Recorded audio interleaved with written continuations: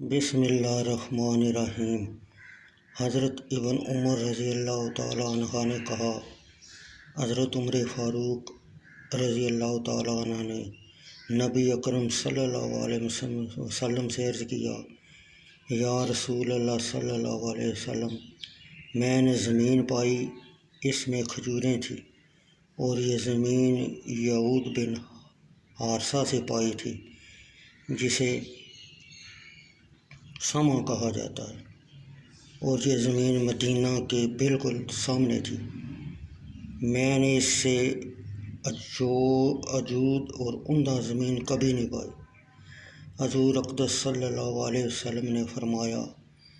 اگر چاہو تو اصل کو روکے رکھو اور اس کے پھل کا صدقہ کرو۔ ابو طلحہ زید بن سہل انصاری رضی اللہ تعالیٰ عنہ نے نبی اکرم صلی اللہ علیہ وسلم سے عرض کیا، مجھے سب سے محبوب مال بیرحاء جو مسجد نبوی کے سامنے ان کا باغ تھا، اس کے متعلق دریافت کیا۔ بخاری شریف حدیث نمبر 1611 جلد دوم۔ امام مالک نے ثور بن زید ویلی سے، انہوں نے ابو غیث سالم آزاد کردہ غلام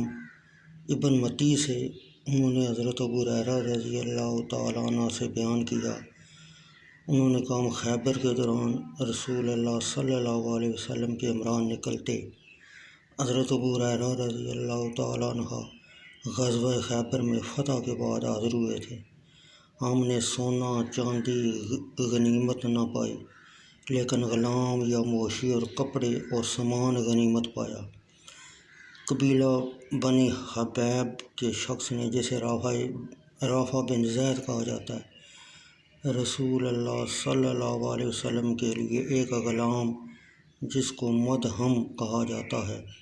بطور ہدیہ دیا۔ رسول اللہ صلی اللہ علیہ وسلم نے وادی قری کی طرف متوجہ ہوئے، حتیٰ کہ جب وادی قرہ میں پہنچے، اس دوران آپ کا غلام مدہم رسول اللہ صلی اللہ علیہ وسلم کی سواری کا کجاوا اتار رہا تھا۔